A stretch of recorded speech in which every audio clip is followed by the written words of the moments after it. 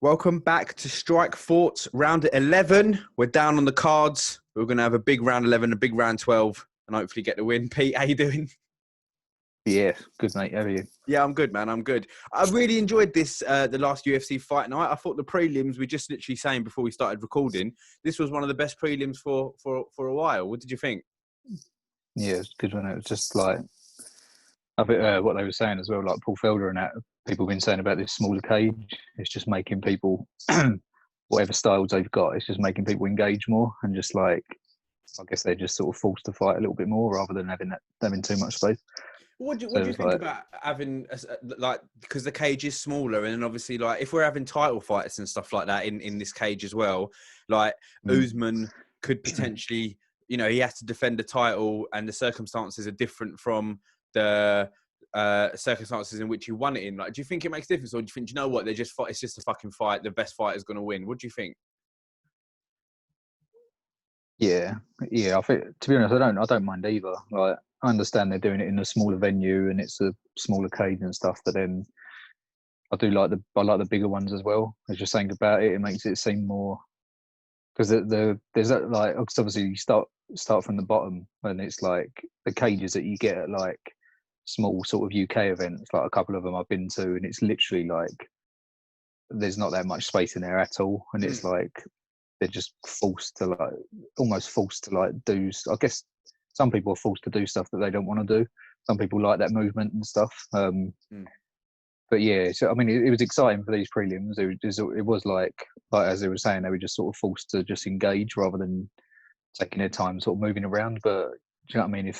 But then again, if they're good enough in a bigger cage, they'll know how to cut people off and fucking do what they want to do anyway. So Yeah, yeah. yeah, I don't think it matters too much. No, I think at this kind of level, you'd hope that it wouldn't affect the outcome of a fight like too much. I mean, don't get me wrong. I think like look at a fighter like Khabib, he's probably loving a smaller cage. Do you know what I mean? Something like that. But then you look at someone Yeah. like Dominic Cruz, who needs to move around a bit. He'd probably prefer a bigger cage. So I think when it comes to stuff like that, yes. But I think if it's going to make the fights the way they did these prelims, I'm all for it.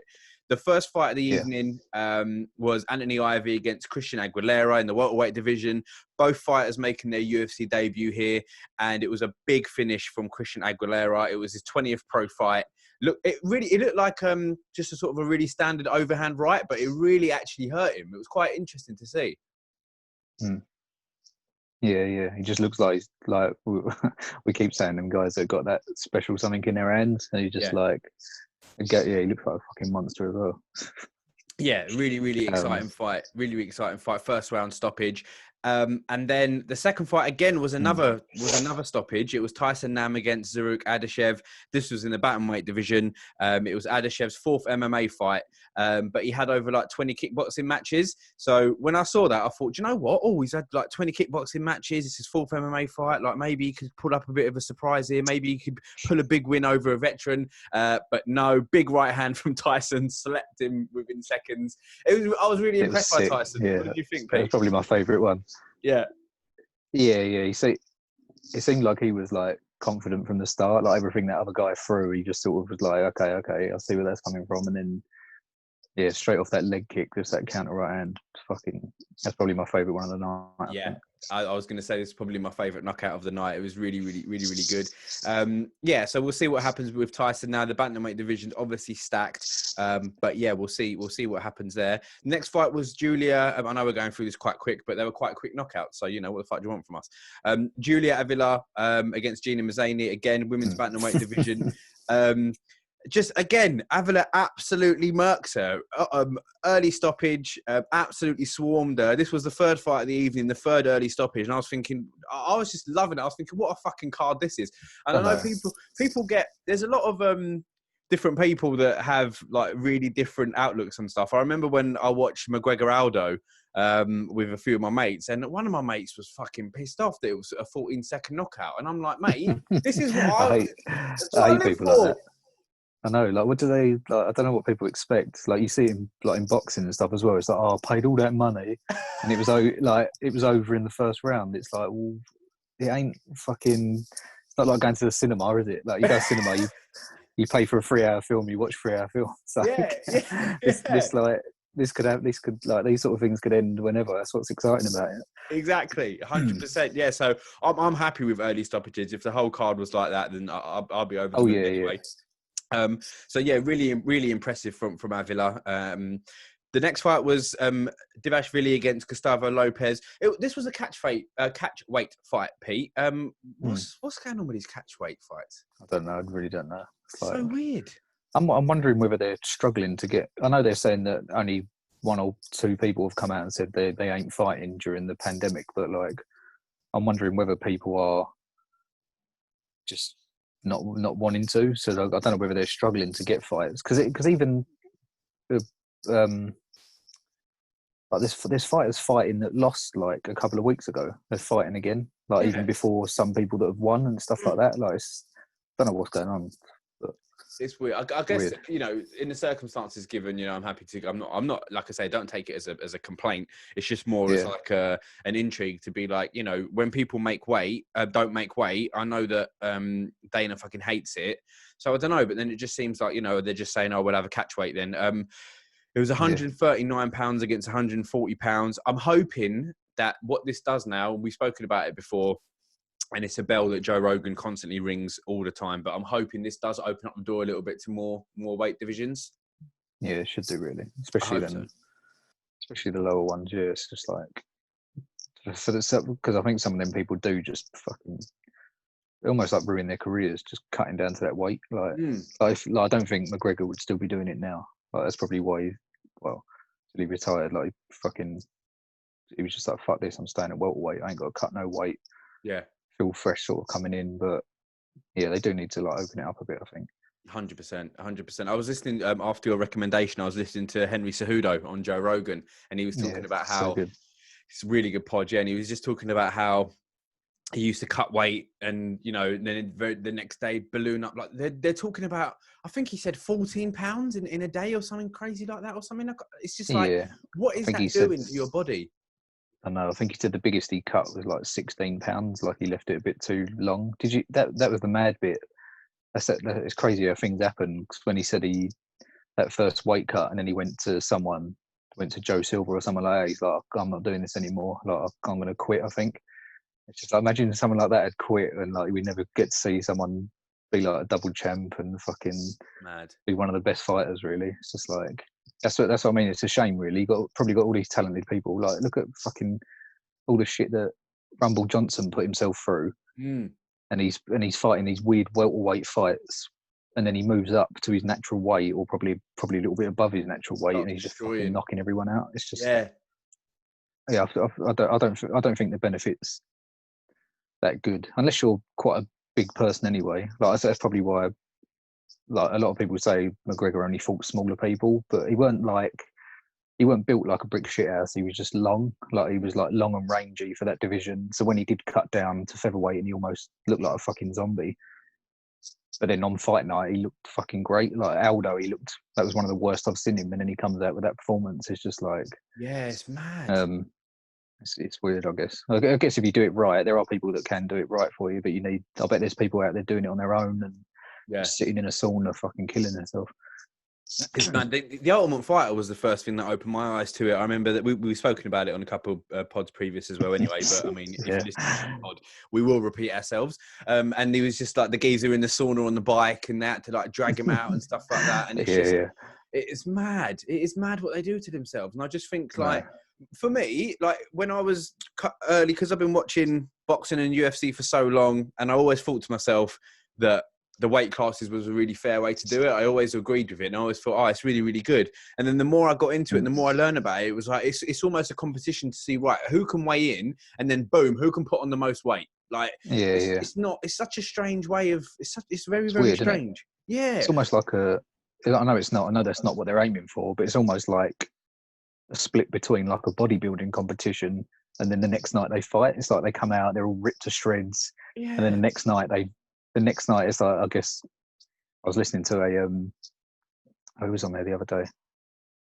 Ronnie Coleman, when he was saying like how he pigs out after a competition. It must be what it's like for them. They must weigh in, fucking stumble to their room, and either get food ordered or go to a restaurant and just jam a load of pasta and chicken inside them or something like that. Yeah, it's To actually, mental. but imagine doing that overnight, like putting on. I swear some people have put on like 20 pounds. Like some people, some fucking beasts have done it. They're like, oh yeah, that guy used to pack on like 20 pounds of whatever overnight. It's like Yeah. fucking ridiculous. It's mad. I remember my my cousin. Shout out to Gerd Shergill is a obviously amateur MMA fighter. He's the geezer that I showed you the video of him head kicking that geezer and knocking him out. Shout out to Gerd. I remember he obviously weighed in on one of his fights that I went to, and then the prelims had already started, and I was in the lobby getting a beer, and he was eating a chicken kebab, like a large chicken kebab. He was eating it, and he had a fight later in the night. I was like, "What are you doing? What are you doing?" He's like, "Yeah, I'm just trying to put on a bit. You know what I mean? I've got to get." And I'm like, I was thinking, mate, you're going to shit yourself in the cage. Like that's going to come straight out of me. So it's like, yeah, like depends where he got it from. Wasn't that fucking kebab centre? Was it? yeah. Fucking hell. Oh man, if you're from Medway, no offense Barbecue sauce. no offense to any of the kebab shops around here, but you know, Pete ordered burger sauce on his kebab and they put barbecue sauce on. Unforgivable, absolutely unforgivable. I can't believe you thought I ordered it like that. I fucking. When you sent that picture and you had barbecue sauce on your kebab, I was thinking I don't want to be friends with this geezer anymore. But but maybe I put it on the caption or something. I was like, what the fuck? I didn't even order it. Like I didn't order this. But yeah, that was so disappointing. We take our kebab very seriously here in Strikeforce. But yeah, it's weird, bruv. It's like what I've noticed as well, because I was listening to Tony Ferguson talk about it, and Tony Ferguson said he was in camp for so long because fights kept getting pushed back that instead of cutting down weight, he decided to just stay at 155. Like he was like, that's the weight I want to stay at. So when I weigh in, that's the weight I'll be. The day before, that's the weight I am. The day after, that's the weight I am. I'm just keeping it continuously at that weight. Whether that works well for him or not against Gaethje is obviously, we saw what happened. But that, for me, I just always assumed that, oh, yeah, he's weighing in at 155. That's how much he weighs. But it's not like that. They're cutting to get to that. And then it's so strange. Yeah, I think Rogan's had a couple of guys on. Can't remember the guy's name now. But he said he manages or he works with like so many fighters in the UFC, and he knows how to scientifically like get them down to weight. He knows what they should be eating, stuff like that. But then, did you watch all the Cejudo podcast? No, I missed like the last half hour or 20 minutes, I'd say. I don't know whether you might. I don't know whether you've gone past it or not. Yeah, but even he said on some days, on the actual days of the fight, like Rogan's like, "What do you eat?" Sort of like pasta or whatever. And he's like, "Yeah, I have to have some carbs and that." But then he's like, I eat sort of what I want as well. And he was like, what do you mean? And he said he likes that feeling of being happy as well. Like if his body's saying to him, I want some ice cream, or I want some chocolate or something like that, he'll just eat it. And that's on a fucking UFC fight, like maybe a title fight or something. He's done that. And it's just like, he's found out that I think one of the fights he said he struggled in, the first DJ fight, he said he was so strict with himself. He's like, all I'm allowed is lean chicken breast or like steamed chicken breast on the day of the fight and stuff like that. And he just said he had no energy inside him. Right. Like he had no sugars or fats, and he was just like, my body just wasn't happy. Like, and he said he noticed it. So I guess it's different for everyone, but there must be that element of just making sure you're going in there with like, sort of just happy, really, like clear mindset and stuff, not like not fucking torturing yourself. No, exactly. Shit food does, for me anyway, like because I obviously know, being a chunky man and being a lot chunkier when I was younger as well, I'd always think like, why the fuck am I craving shitty food all the time? Like, why can't I get fulfilled from eating a salad? And obviously you read about how like, you eat that shit and it releases like endorphins and all that kind of stuff. So that shit's important, bruv. You have to have the right chemical in your brain as well as in your body, I guess. Yeah. Makes perfect sense. He's a really interesting guy, man. Like he's, just staying on Cejudo for a tiny bit. Like obviously he's retired now, but he said that fight interests him at featherweight. What did you think about that? Yeah, I think it'd be a good one, especially for Volkanovski's size. The only thing is, he's given up his belts now, so technically he wouldn't be a free weight world champion. I think he still would, wouldn't he? Yeah, well, he would, but then that's like McGregor still walking about with his featherweight belt. It's like he's not. Yeah, Like, I don't know. I don't know. yeah. I guess. I mean, he would like he would. He could say like I've won. Well, he would be a free-weight world champion because he's won it 3 times, but he but wouldn't not be. currently like No, defending. he wouldn't hold them all at the same time. Right. Okay. Which is probably what the record is. No, I do. But still, like, but yeah, I mean, I got a feeling it's going to be the same sort of outcome with the rematch. I could be wrong, but it would be, for him to come back, it'd be a good one, I think. But then, how long would he stay for? Would he just come back and do a GSP and then go again? I don't know if they like that or not. Which rematch do you mean the Volkanovski-Holloway one? Yeah, I'm saying if Volkanovski, I've got a feeling Volkanovski's going to win that, and then if Cejudo come back just to win that title, would he just bugger off again? Right. So right. I don't think they really like people doing that. But no, that's a good point. That's a good point. That's interesting that you think Volkanovski's going to win. I'm really excited for that fight. I was almost just, it was one of them fights. I was almost dead certain he was going to win the first time. I was just like I think Max is good, but seeing some like holes in his game and the performance against like Poirier and stuff, I don't know. I don't think he's like what he was. Right. Because he's had so many wars as well. I don't think you can. I think Volkanovski's more technical and tries not to get hit as much. Whereas I think Max has gone through his career like, yeah, I'm a tough Hawaiian guy. I'll just stand there and bang with people. It's just like, I think that's only going to work to like a certain point. Interesting. We'll see what happens there. Just finishing off the prelims of the last UFC then, Peter. We had, as mentioned, at the catchweight fight, Merab Dvalishvili against Gustavo Lopez. Really strong start from Dvalishvili. Big takedown, big finish to the end of the round. I was thinking, what? Fucking this fight's gone to round 2. What's all this shit about? But it was a really good fight. Round 2, again, Merab had him in a really horrible position. He had him in a neck crank. It was, oh mate, these neck cranks that people. Yeah. I thought he tapped. Like I couldn't see from that angle. I was like, oh fucking hell, and then they just sort of carried on. I think maybe after the Askren-Lawler situation, the refs are very on these neck cranks. Like they're very, they have to be very on them. Like, but they also have to make sure that there is a tap. Do you know what I mean? So yeah. But yeah, it was a really good fight. It was just, especially coming up to the end of round 3, his absolute dominance from Dvalishvili, and he obviously got the unanimous decision win there. So he looks really strong. But again, I don't know, does this count as an official, like the fight? Like, I know, so it goes on the record as a win, but where does it put him in the rankings? What weight was it? I don't know. It's just I know. It's just a bit strange. I wish they'd either say, look, these are the weights, this is what we're fucking doing, or we're introducing new weights, but they're having these catchweight fights. It's very strange. Anyway, let's go on to the main card quickly then. First fight of the evening was Hannah Cifers against Maria Agapova. Hannah Cifers, bless her, fresh off the fight with Mackenzie Dern that she lost. And, straight in. So harsh. Straight in, like you said, Pete. Against some monster.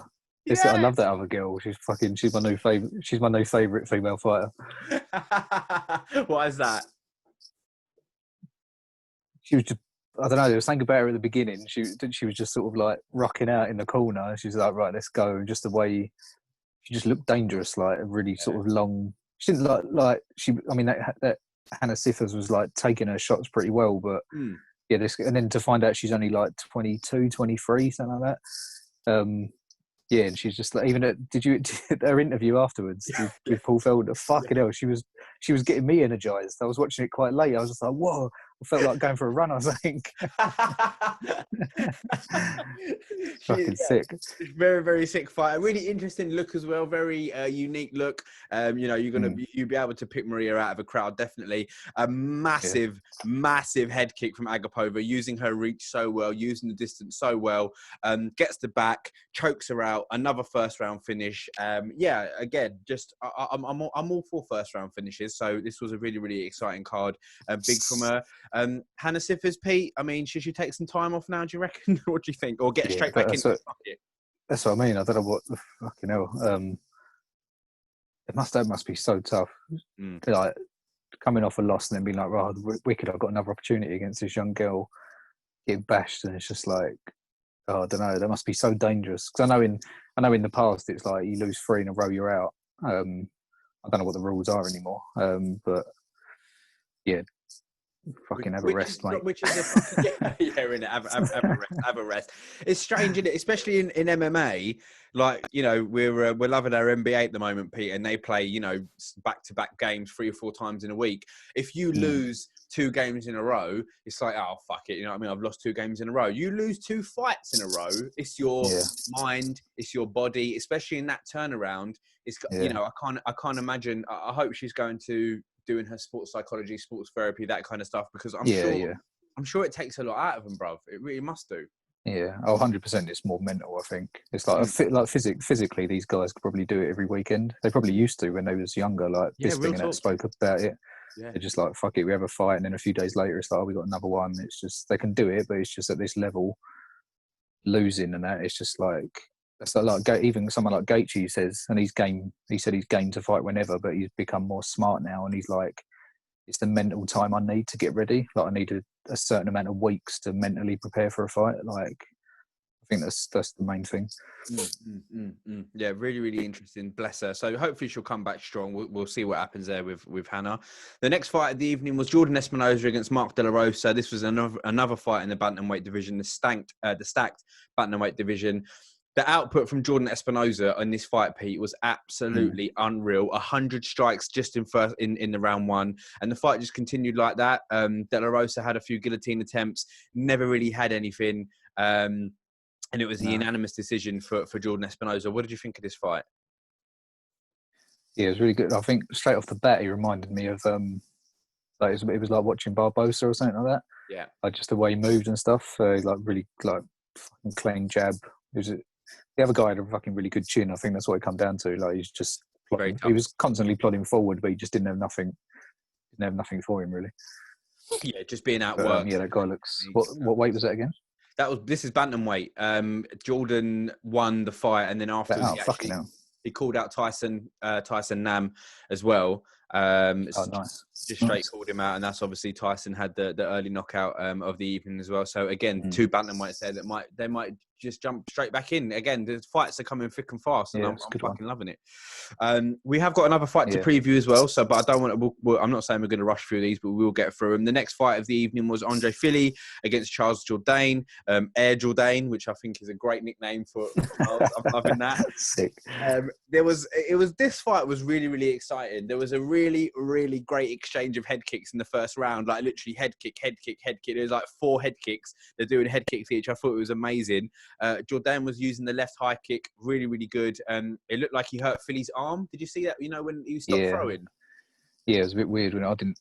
You wonder whether there was something there, but then he seemed to be sort of right after that. He didn't seem to affect him too much. No, he was finishing the round strong after that anyway. And it was a crazy round 3. Feely had tape on his ears, and that's obviously because he wears like hooped earrings. Pete, is that right? Yeah. Did you see it? He had to put it on in the beginning, which was fucking ridiculous. Like he can't see whether he's putting it on properly or not. Yeah. Just get someone to do it for him. He literally grabbed the tape, tried to rip it off, and just stuck. I'm surprised they stayed on. I know. I mean, he must have been sweating as well. Like people's ears are sweaty. I've got quite big lobes, so like that was. I was thinking to myself, if he like the reason they put tape on it is it to stop the other geezer ripping them out. That's what I'm thinking. Well, just take them off.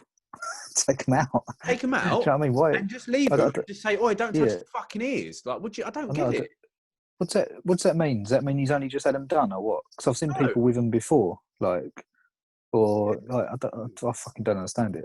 It was so weird. I don't know. Maybe I know that he does wears the hoop earrings, and I know from obviously doing that, you know, you stretch your earlobes out. So even when you take your earrings out, your earlobes are still a bit stretched. But if they're thinking Charles is going to fucking put his finger in there and rip them out, right? Oh, right. Oh, so he's got them sort of holes, weird holes. Yeah.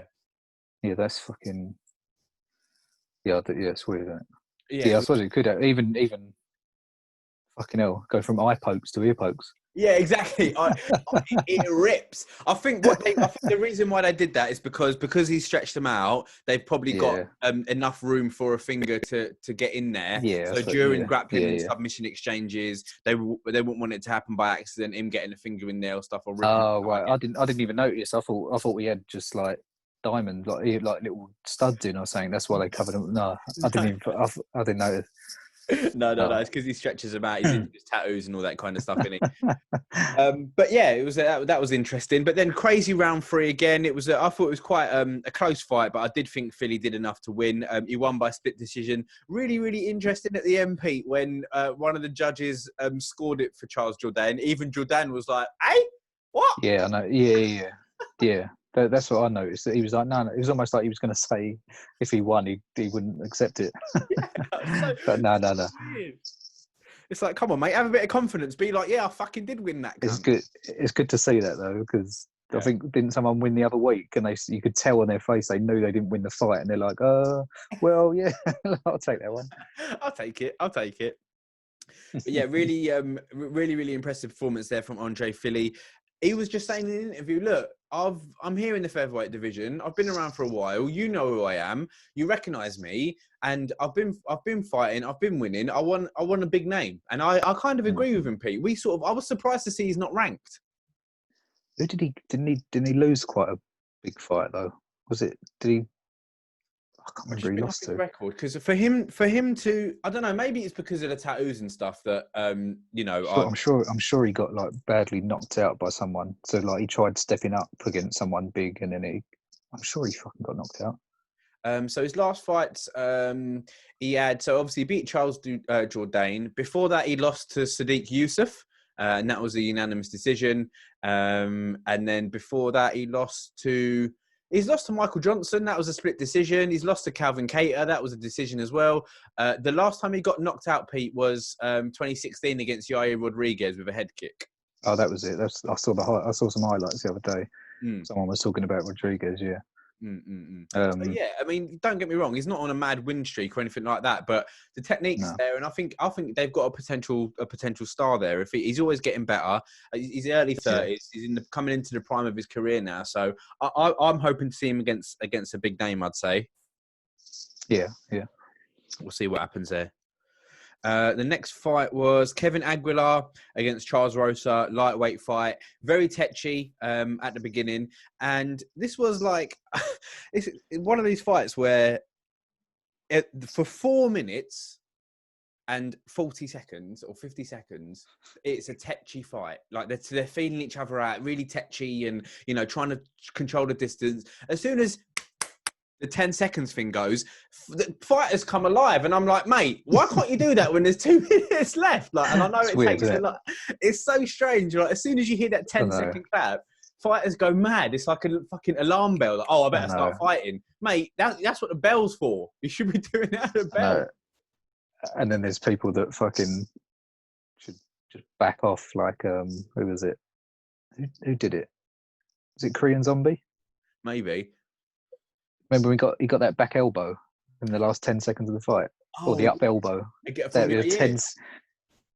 it Yair? Yeah, last 10 seconds, and they just exchanged, and there's that weird fucking elbow, and he won the fight. I think like everyone knew he was going to get the decision. He was just like, fucking, just back off, run away. But yeah, it was really, really interesting from Rosa, the way he was fighting, because he kept changing his style. He was doing the McGregor karate stance, the low hands for a bit. Then he'd come up again and have the guard up high again. So yeah, it was really, really interesting to watch him fighting. Great end to round 2. Rosa was wobbling a bit, but he got a cut as well. And do you know what? I actually thought to myself watching this, like, especially going into the 3rd round when it got a little bit. When it got a little bit more interesting, this was just 2 fairly unknown fighters like Kevin Aguilar, Charles Rosa. They're not household names. They're not names that, roll off the tongue or whatever. It's a stacked division there in the lightweight. You've got Khabib and all these people at the top of it. But what this was, Pete, was just like 2 geezers just having it out, and they were just fucking fighting. And I was watching it and I was thinking, I was getting emotional. I was like, what a sport this is. Like, these 2 geezers are fighting for their lives right now. I loved it. That's what I mean. Sometimes you shouldn't, like, because the rankings are a bit all over the place anyway at the moment. Like, I don't really know how technically they judge it. Like, how do they do it on a point? It's weird.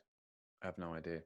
Do you look at their records? But yeah, it's just good. It's fucking entertainment, isn't it? It's just Yeah. That's why I think maybe I understand these guys at the top sort of saying they want to get paid more and stuff. And I don't know, but then I heard Joe Rogan say the other day that they're, even though they're like a multi-million-dollar business or fucking probably billion, like they're losing quite a lot at the moment. Like, so they're going to have to watch out for that as well. But I think hopefully after all this, and when it does, because this will just boost UFC anyway, like when it does get bigger, I think there should be some sort of, I don't know, like reconstruction of how they get paid and stuff. Because they are like, they're putting their fucking lives on the line, and you've got like boxers are getting paid like millions of dollars for a fight. Like even some of the like younger ones, and like other sports like basketball and stuff is crazy money, shit like that. It's just like, why are these guys getting paid? You hear some of them, like the lower ones, and they're like, oh, like actual wars, and they're probably going to put them out for like months for medical suspensions, and they're getting like $5,000, something like that. Like, do you know what I mean? Like not even enough to probably pay for their training camp, or to pay for the medical bills, even. Yeah, like all that sort of shit as well. So I think there should be some sort of like revamping how they do it, but. Yeah, I think no. I get what you're saying though, but I think a lot of it is the fact that Pete, like, this is so early doors for MMA at the moment. Like, if you think about boxing, look back to Sugar Ray Robinson fighting and Ali fighting in the '60s and stuff like that. Like, boxing goes back so far; it's a part of the staple of a community. MMA has started in mine and yours lifetime. Do you know what I mean? Like, from UFC 1 with Royce Gracie and shit. So, and also. In boxing, you know, you've got WBO, WBA, and all these fucking different organizations and all these different promotion, Eddie Hearn and Frank Warren and all these people. But then you've got in, you know, MMA, you've got what UFC, Bellator. You know, I know you've got ONE FC and Cage Warriors and stuff like that. But you know, it is just one main big promotion that everyone's watching. Yeah. People call the sport UFC. Do you know what I'm saying? Yeah, like people, yeah, I know. Yeah, you into UFC? I'm like, no, mate, I'm into MMA. Like, do you know what I mean? So it's getting there, and I think I love that. What is it? Do you, that meme or that quote is like, "Do you do UFC?" Yeah, fuck, it's so good. I fucking love that. Yeah, don't fuck with me, mate. I know UFC. Like, oh, okay, do you? Like, that's I know, isn't it? So stupid. But yeah, like I said, it's like you do NBA. Yeah, I do NBA. Yeah. Exactly. Yeah. Oh, yeah. I'm really into like Premier League. Oh, mate. Yeah. Do you play Premier League? Yeah, that's what I'm saying.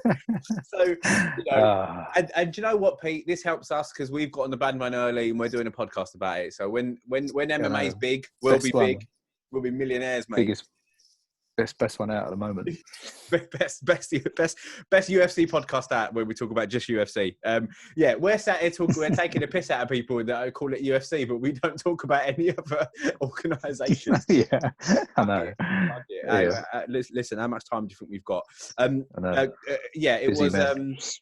Again, and another thing that made me a little bit emotional watching this as well was obviously the fact that it was like two geezers having it out, fighting to the end, throwing bombs left, right, and centre. And then Pete, as soon as the final bell goes, the expression changes, the body language changes. You know what I mean? It goes from, you know, it's like it's so mad the way that final bell goes. And they just smile at each other, and then they hug each other, and they're high fiving. I'm just like, oh, what a sport! What a sport! It's even I find it. That's why I find it hard sometimes with the guys that come out and hug just before the last round.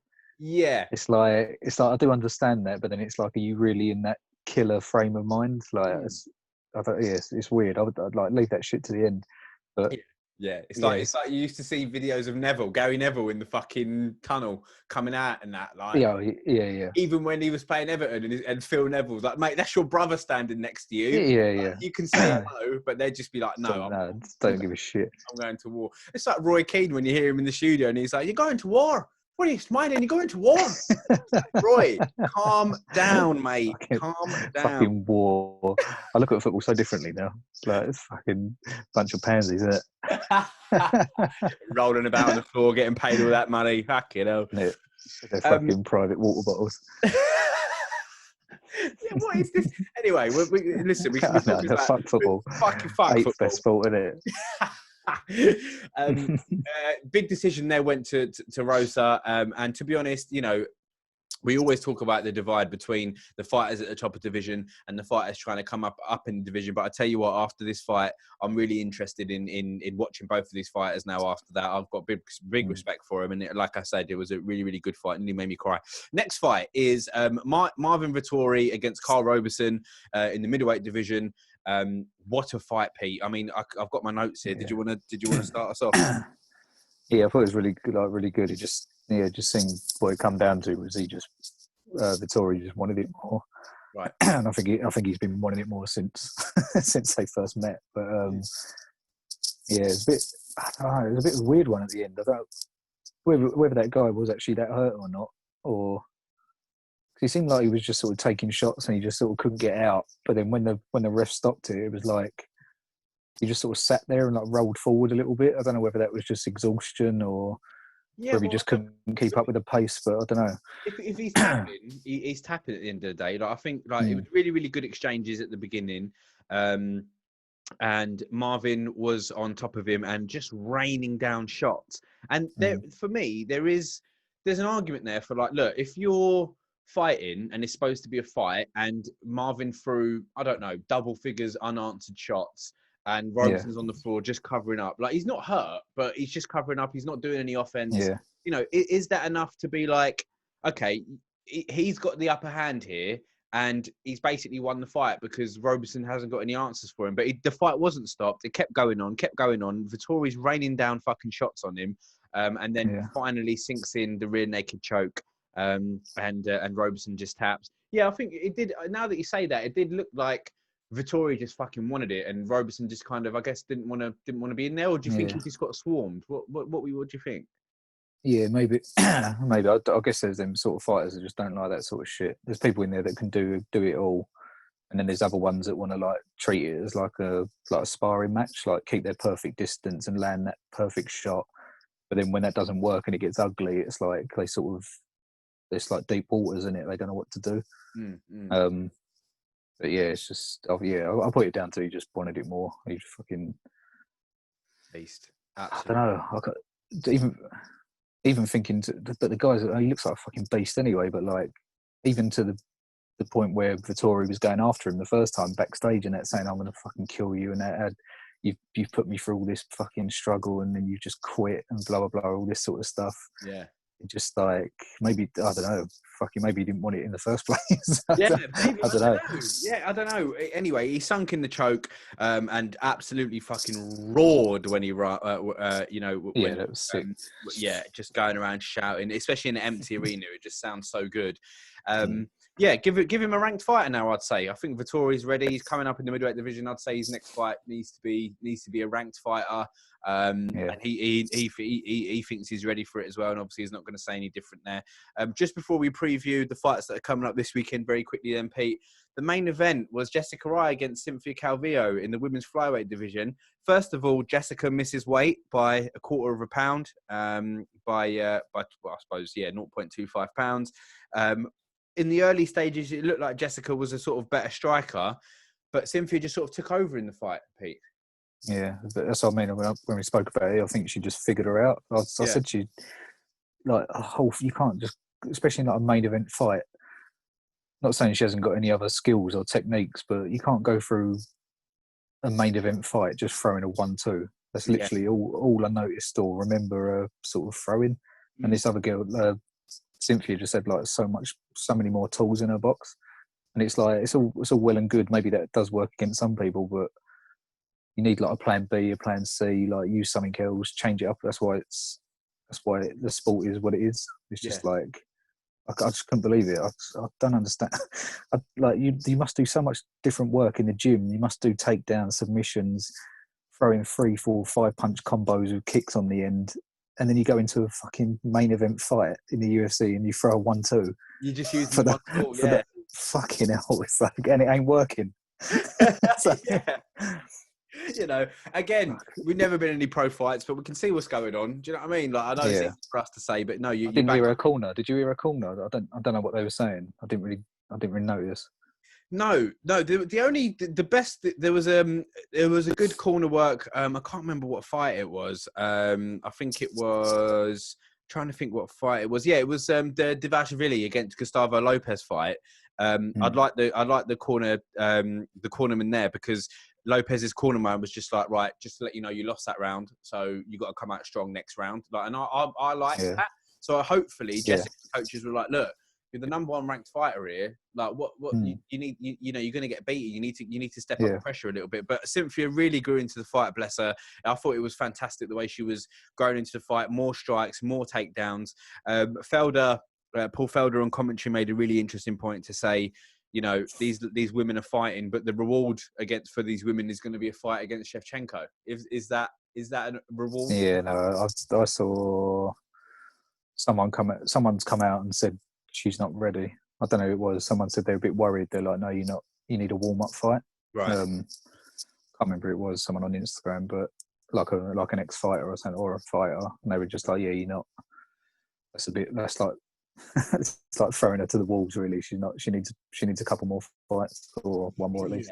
Yeah, which I'm not. I mean, I wouldn't say I disagree with that, to be honest. Like, you know, she's. I don't know. We'll see what happens. Like I said, but before we start thinking about Shevchenko, though, really big win for Cynthia Calvillo. Really impressive. Can't take it away from her. She just beat the number one ranked fighter in the women's flyweight division. So yeah, really, really impressive from her. And yeah, it was a really, really good card. I really enjoyed it. Really, really good fights. And like I said, I'm all for the early knockouts. And it sets us up nicely for this weekend's fights, Pete. If we just go through them very, very quickly there. We've got Austin Hubbard against Mac Roskopf. That's in the lightweight. We've got Roxanne Modafferi against Lauren Murphy in the flyweight. Frank Camacho against Justin James in the lightweight. Courtney Casey is going to be fighting women's flyweight division there. She's ranked number 15 at the moment in the women's flyweight. She's fighting Gillian Robertson. We've got a middleweight bout between Marc-Andre Barriou and Oscar Pichota. Women's strawweight, Tisha Torres, who's currently ranked number 11 in the women's strawweight. She's fighting Brianna Van Buren.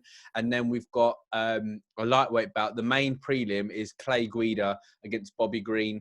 I'm always looking forward to Clay Guida, Pete, but you know, what's your thoughts on Clay? Because we speak about these fighters that are saying, you know, we don't think they're going to be going for a fucking title shot or anything like that. But, you know, he's coming off a loss to Jim Miller, but he did beat BJ Penn before that as well. So, you know, it's... he's always game, isn't he? He's fucking...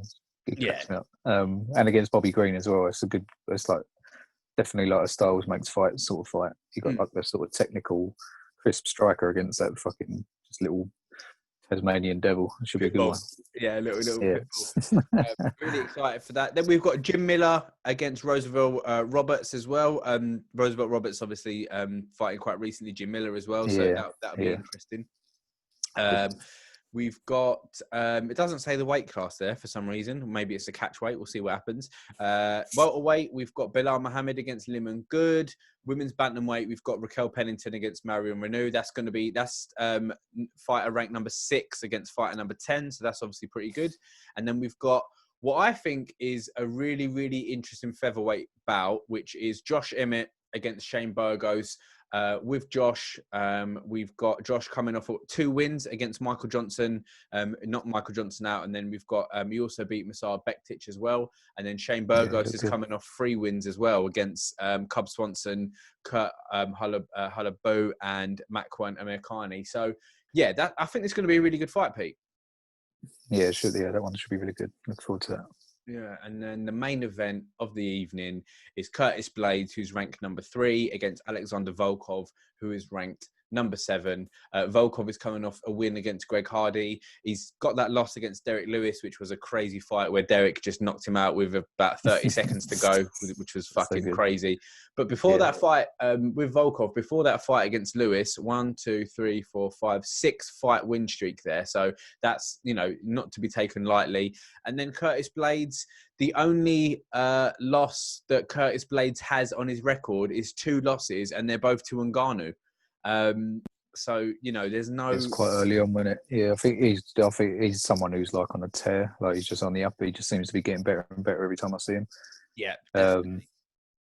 Yeah, even against, I think Dos Santos, I was like, Dos Santos is my man. I was like, come on, like, he can pull this off, and then he just fucking round two TKO. Yeah, stopped Dos Santos.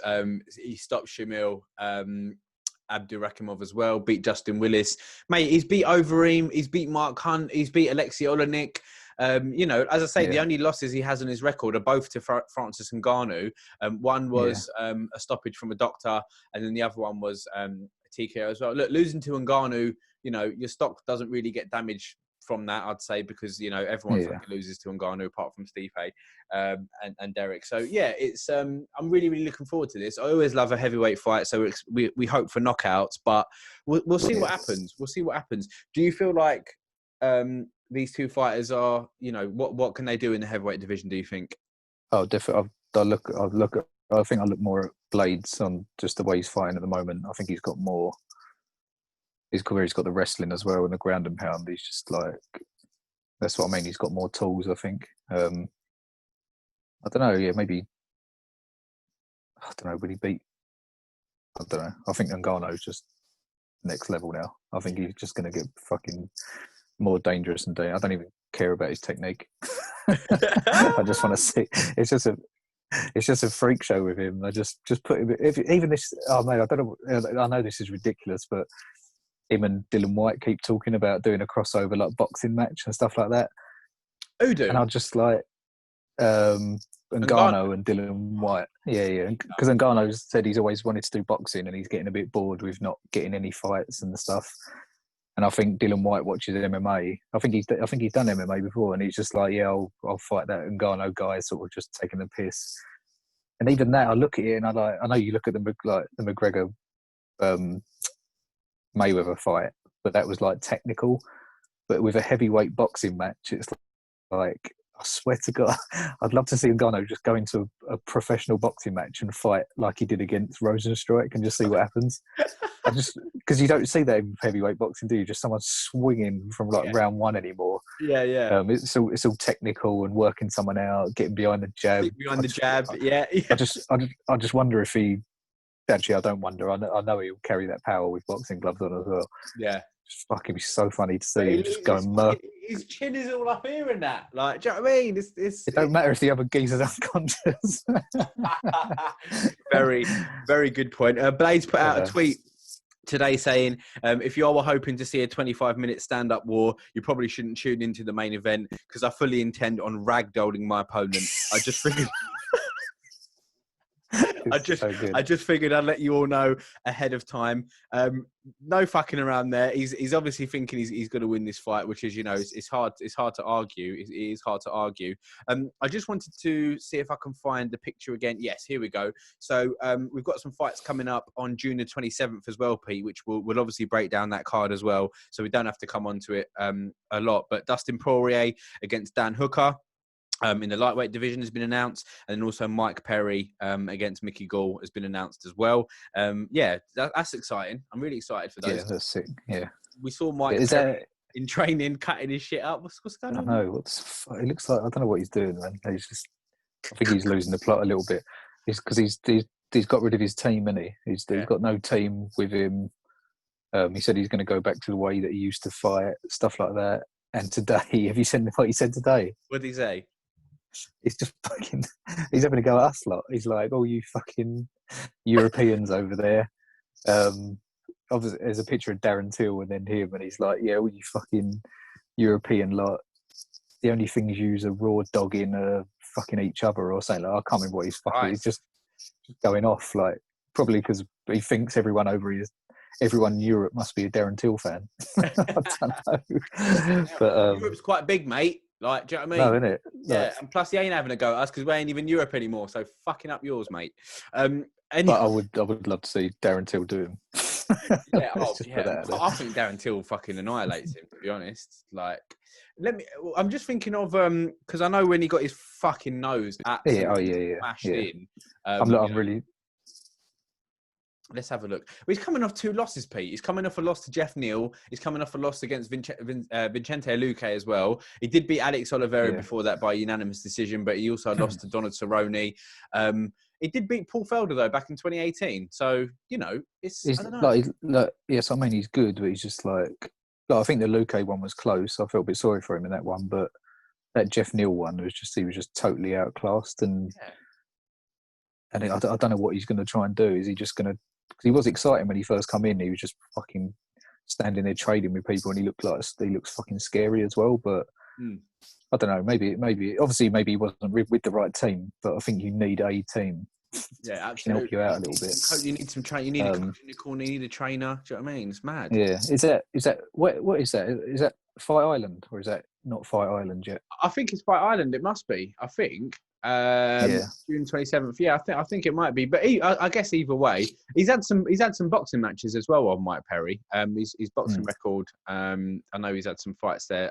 He's had really, really impressive boxing record here, Pete. Actually, he's had 1 fight and 1 loss. So yeah, well in, mate.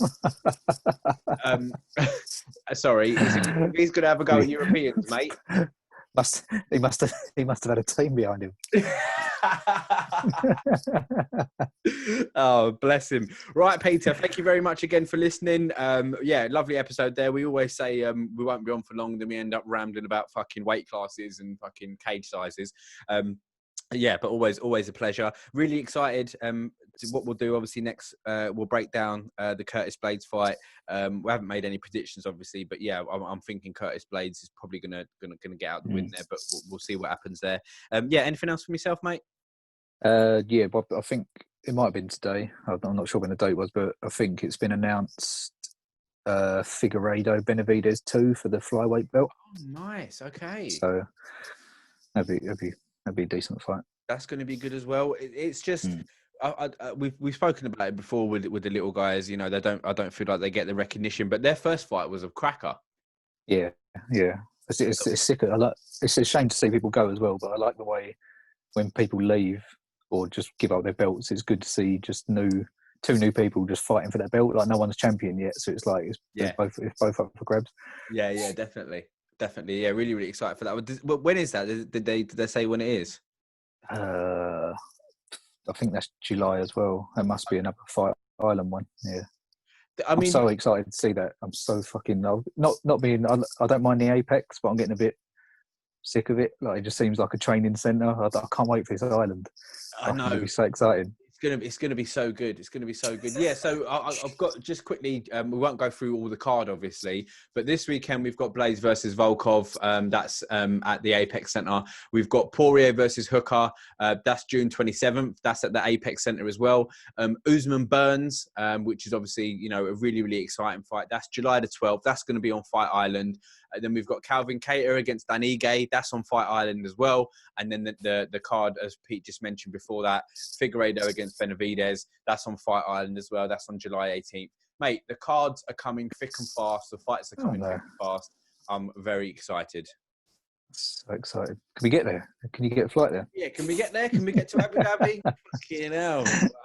I'm hoping that, lockdown and stuff's going to start easing because, I do miss the bit of the crowd roaring and stuff during a fight. But, yeah, thank you to the UFC for putting on these amazing fights during a time like this to try and distract us from all the crazy shit. I was just thinking as well, what is that going to be? That might be good times as well. That Abu Dhabi, that might be earlier. I remember watching the Khan fight out when it was in Abu Dhabi, and that was on. I think it started about 8 or 9, like the main event. Yeah, I think 11. It says 11 p.m. here, and I'm on the. It gives the media time. Yeah, so I think it's going to be about 11 o'clock. It might start. There's some more fights here. Sorry, I didn't scroll down. Whitaker versus Till. Oh yeah. That's July the 25th. That's at Fight Island. Holm against Aldana as well. And then we've got Miocic against Cormier. That's going to be on August the 16th. That's the main card as well. Sick. Oh God, what is that there as well, or is that somewhere it doesn't else? say. It doesn't say. I think by August we're hoping for it to be a little bit better. But yeah, we've got. That's the only fight that's been announced on that card so far. So yeah, we'll see what happens. Who knows what the world's going to be looking like at that time? That'd do. I'll just tune in for that. Yeah. That's worth the money itself. Worth the money in itself. Beautiful. Really, really excited. We'll catch up next week, mate, to review the fights and then talk some more shit. And I'll see you next week. Yep. Later. Take care.